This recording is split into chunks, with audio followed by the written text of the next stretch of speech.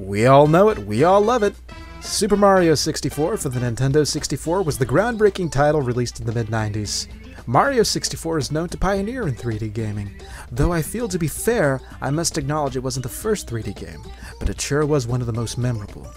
And though I can sit here and talk on and on about how the game is a nostalgic work of art, how it changed the gaming industry for years to come, that's not the point of this video. You see, Mario 64 is more than a fun childhood memory. Behind the colorful graphics and difficult levels, there was a layer of mystery. And not just any mystery. You see, these are the type of mind-boggling mysteries that kept kids up at night. See, back in the 90s, kids didn't care to know about the man behind the slaughter. Instead, they were wondering how to unlock Luigi. Mysteries like the writings on the star statue in the castle garden, the plaque that read, "L is real," followed by what looks like the numbers 2401. L? L is in Luigi? Is Luigi real? Is there a way to unlock Mario's taller, less appreciated brother? And the numbers 2401? What could that mean? Maybe 2401 is a date. Or maybe it's a specific amount of time. If you beat the game in 2,401 minutes, you unlock Luigi. Or is it seconds? Or maybe it just says Eternal Star. Makes sense considering there's a star statue right in front of you. My point is that even old games like Mario 64 made you think beyond the scripted story and coded gameplay. You know that the mystery is most likely false, but wouldn't it be way cooler if it wasn't? It's that type of thinking that made the game somewhat relevant again. But this time, it wasn't Luigi who people were talking about, and it certainly wasn't Mario. In today's video, we're going to talk about the Wario Apparition. Ah, Wario, Mario's yellow rival. Introduced in Super Mario Land 2, 6 golden coins, Wario is an interesting character. Known to be greedy and hot-tempered, he's somewhat of an anti-hero. But how relevant is he to Mario 64? What is the Wario Apparition? Here's the story. In Princess Peach's castle, beyond the 30-star door, is a portal to the Dire Docks level. It's here at the portal entrance that a large floating Wario head appears, similar to that of Mario's head in the game's main menu.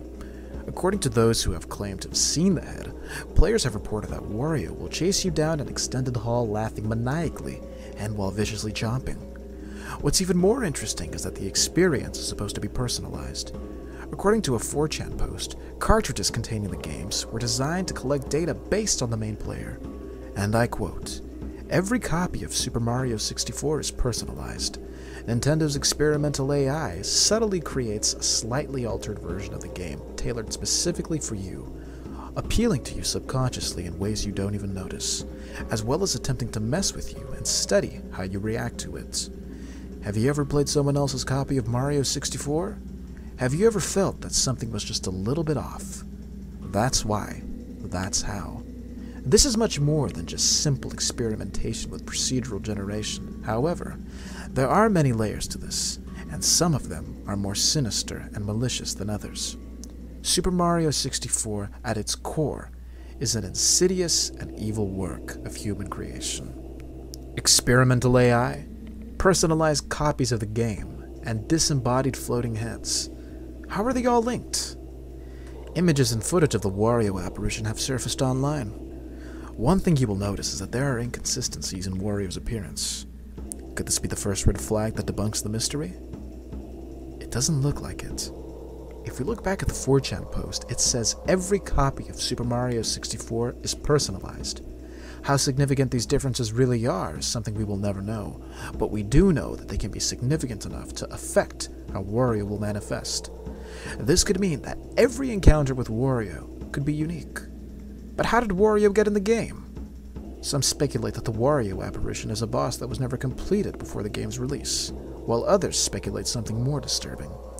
Another 4chan user claims, and I quote, "The Wario Apparition was created from the subconscious wishes to see him in Mario 64.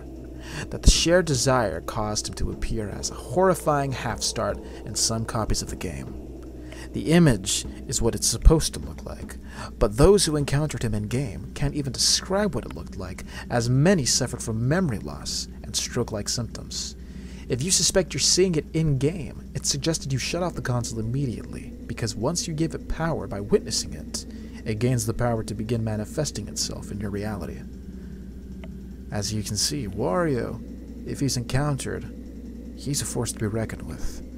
The ability to induce memory loss, stroke-like symptoms, and even real-world manifestation just shows us the power he could potentially display. But that's the legend. How true is the legend? And where can we separate fact from fiction? Let's start with Wario's head. The original design of Wario's head, its main purpose, was used for a 1996 E3 event video where Wario was seen monologuing. Here's a clip. Ah, this is terrible. Boy, who would buy stuff like this anyway? Oh, what? You think this is fun? You gotta be cuckoo crazy. You want fun? Wario show you fun. Isn't that great, huh? As for the multiple images of Wario, photos like this can be easily faked. This is why the images don't match. They probably come up from different creators. Most likely, these images are the creations of random people. So there you have it. The Wario Apparition was nothing more than a silly promo video for E3. But as I said before, though these mysteries aren't true, sometimes it's good to let your imagination run wild. Thank you for watching. This has been Jonathan from 3TAS.